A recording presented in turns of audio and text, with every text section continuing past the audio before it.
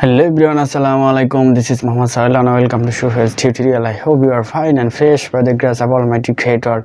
Alhamdulillah, I'm also fine. Everybody know that now COVID-19 is running in the world. May Allah keep us all safe from this epidemic. Amen. Today I'm going to the class about simple present tense. If you are new to speaking English, then you must watch this video and do this video because you will have to solve all the problems of simple present tense. So dear friends and guys, সামনে দেখে তোমরা বুঝতেই পারছো যে আমি simple present tense করাবো। আসলে এই টেন্সটা আমরা সবাই জানি, কিন্তু কখন কিভাবে এবং কেন ইউজ করব এই বিষয়টা যখন আমরা ইউজ করতে যাই তখন কিন্তু আমাদের একটু সমস্যায় পড়ে। তো তোমরা এই সমস্ত প্রশ্নের অ্যান্সার আমার এই ভিডিওতে পেয়ে যাবে, শুধু তোমরা দেখতে থাকো। Before the class start I say you, if you are new here please subscribe my channel and hit the bell icon.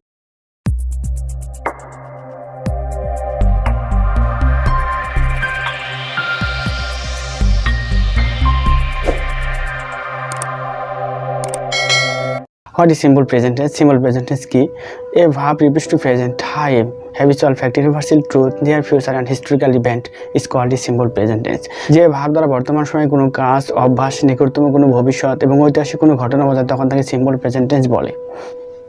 মূলত একটি গ্রামারের ভাষায় গ্রামার ছাড়া স্পোকিং করতে গেলে অবশ্যই তোমাকে এগুলোর বাদ দিয়ে একটি শব্দ বেছে নিতে হবে, সেটা পার্মানেন্ট। স্পোকিং করতে গেলে তোমাকে অবশ্যই এই পার্মানেন্টলি কথাটা মনে রাখতে হবে এই টেন্সের জন্য। বিকজ আমরা যখন কোনো কাজ করি তখন তিনটা কাজ সবসময় পার্মানেন্টলি ভাবে করি। একটা তোমার অভ্যাস, দ্বিতীয় তোমার পেশা, থার্ড নম্বর তোমার পছন্দ। এখন প্রথমত শিখবো আমরা অভ্যাস। অভ্যাসটা কি? কেউ যদি তোমাকে বলে যে তুমি কখন ঘুম থেকে ওঠো, সকাল 6টায় তুমি ঘুম থেকে ওঠো, এটা তোমার জন্য অভ্যাস। প্রতিদিন সকালে তুমি হাঁটো বা এক্সারসাইজ করো, এটা তোমার জন্য অভ্যাস। তুমি রাত 10টায় ঘুমাতে যাও, এটাও তোমার জন্য অভ্যাস।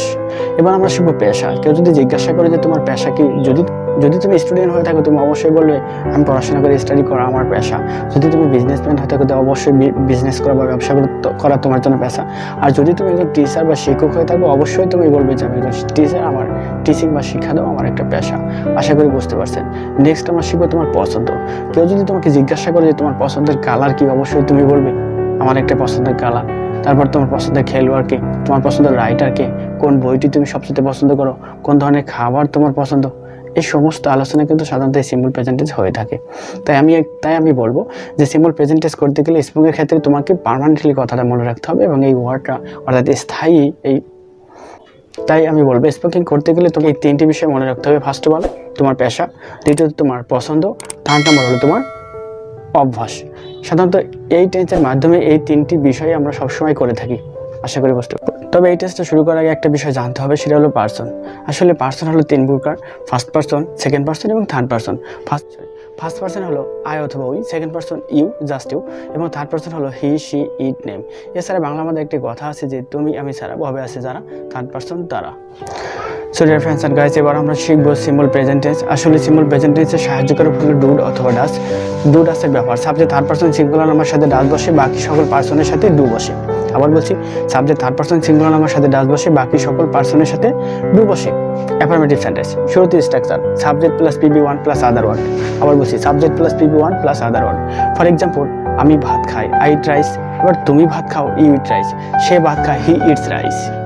এখানে প্রশ্ন হলো ভার্বের শেষে এস এবং এস কেন হলো? অ্যাফার্মেটিভ সেন্টেন্সে subject third person singular number হলে ভার্বের শেষে এস অথবা এস যোগ করতে হয়। এবার তুমি কখন এস যোগ করবে এবং তুমি কখন এস যোগ করবে? কোনো ভার্বের শেষে এস, ডাবল এস, সিএস, ও, এক্স, জেড থাকলে তোমাকে এস যোগ করতে হবে, না থাকলে শুধু এস যোগ করতে হবে। এই সূত্রেই কিন্তু আমরা এখানে পেয়েছি, যখন আমরা হি ওয়াচেস বসাইছি, যখন আমরা বলছি he watches TV, say TV দেখে, তখন কিন্তু যখন আমরা বলছি he watches TV, say TV দেখে, তখন কিন্তু ওয়াচ থেকে ওয়াচেস হয়েছে, কারণ এখানে ভার্বের শেষে সিএইচ আছে, তাই এখানে ইএস যোগ হয়েছে। আবার বলেছি যে হি ক্যাচেস ফিশ, এখানে ক্যাচ, হি ক্যাচেস, সিএইচ আছে, তাই এখানে ইএস হয়েছে। হি ক্যাচেস ফিশ, সে মাছ ধরে। এখন যদি বলি your friend goes to school, তোমার বন্ধু স্কুলে যায়, এখানে ও থাকার কারণে ইএস যুক্ত হয়েছে। এবার একটু নর্মাল এক্সাম্পল দিই, যে হি রিডস, সে পড়ে, হি রাইটস, সে লেখে। এখানে ভার্বের শেষে ডি আছে, তাই এখানে এস বসছে, ভার্বের শেষে ই আছে। এবার আসে ওয়াইয়ের ব্যবহার। হলে সিম্পল প্রেজেন্ট টেন্সের ক্ষেত্রে subject third person singular number থাকলে এবং ভার্বের শেষে যদি ওয়াই থাকে তাহলে সেই ওয়াইয়ের পরিবর্তে আই হয় এবং তার শেষে ইয়েস যোগ করে সেই ভার্বটিকে থার্ড পারসন সিঙ্গুলার নাম্বার ভার্বে রূপান্তর করতে হয়। কিন্তু যদি ভার্বের শেষে ওয়াই থাকে এবং ওয়াইয়ের পরিবর্তে ভাওয়াল থাকে সেই ক্ষেত্রে কিন্তু তোমাকে আর ওই ওয়াইয়ের পরিবর্তে কোনো কিছু বসাতে হবে না, শুধু শেষে ইয়েস যোগ করে দিলেই বাক্যটি ভার্বটি থার্ড পারসন সিঙ্গুলার নাম্বার হয়ে যাবে। এখন আমরা কতগুলো এক্সাম্পলের মাধ্যমে আরেকটু ক্লিয়ার হব। তার আগে কতগুলো ভার্ব জেনে নেই যেগুলো ভার্বের শেষে ওয়াই আছে এবং তার পূর্বে কনসোনেন্ট আছে। যেমন খেরি বহন করা, ক্রাই কান্না করা, ড্রাই শুকনো, ফ্রাই ভাজা, ট্রাই চেষ্টা করা, মেরি বিবাহ করা।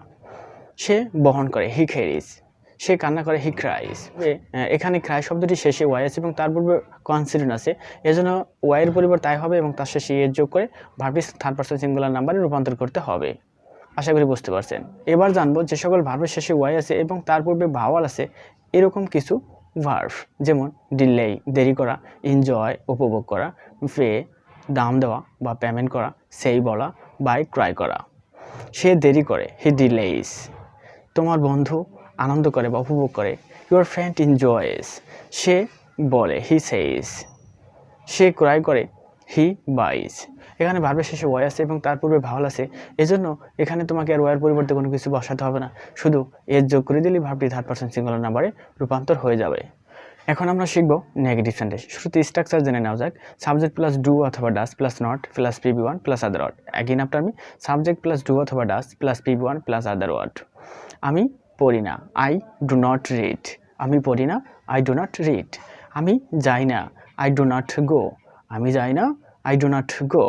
তুমি আসো না, ইউ ডু নট কাম অথবা ইউ ডোন্ট কাম। এখানে ডু নটকে সংক্ষেপে ডন্ট বলা যায়, তবে লেখার ক্ষেত্রে কিন্তু অবশ্যই তোমাকে ডু নটই লিখতে হবে। আরও কিছু এক্সাম্পল দেখব। সে খেলে না, হি ডাজেন্ট প্লে। সে খেলে না, হি ডাজেন্ট প্লে। সে রান্না করে না, শি ডাজেন্ট কুক।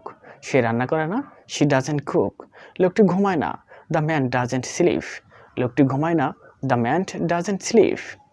তবে একটা কথা বলছি, যদি কোনো সেন্টেন্সে ডাজ বসে তবে কিন্তু তোমাকে আর সেই সেন্টেন্সের ভার্বের সাথে এজ অথবা এজ যোগ করা যাবে না। I have get it. নেক্সটে করবো আমরা ইন্টারোগেটিভ সেন্টেন্স। শুরুতে স্ট্রাকচার জেনে নেওয়া যাক।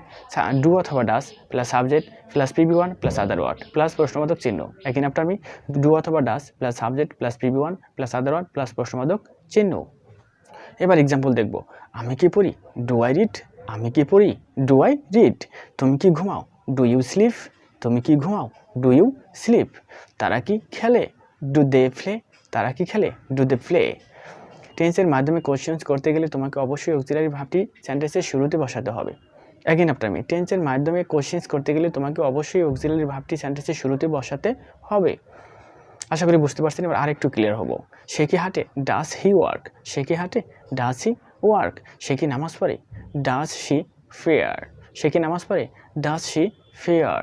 তোমার বোন কি রান্না করে, ডাজ ইউর সিস্টার কুক। তোমার বোন কি রান্না করে, ডাজ ইউর সিস্টার কুক।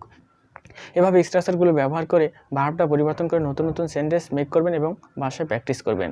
আশা করি বুঝতে পারছেন।